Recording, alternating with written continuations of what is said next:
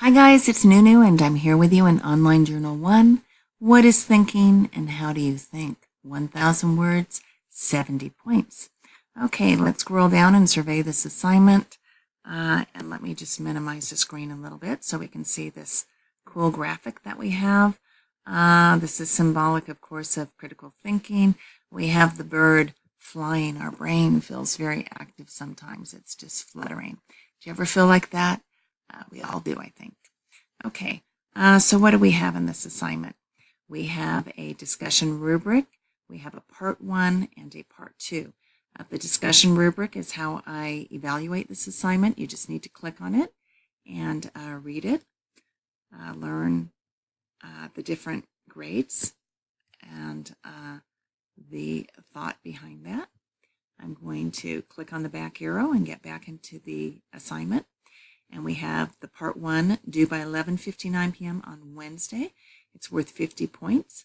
And in 750 words, 3 pages, explain whether you tend to think inductively, deductively, or abductively. All right.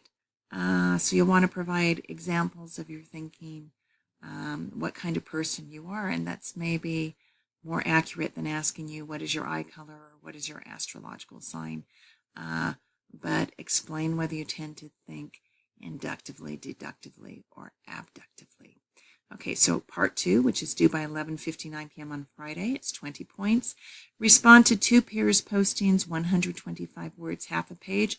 For each response, for a total of 250 words, 1 page.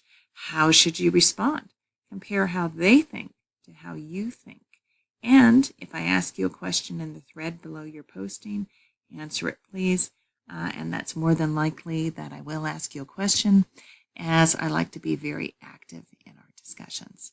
Okay, so this is Online Journal 1. If you have any questions or concerns about it, I'm over here in inbox.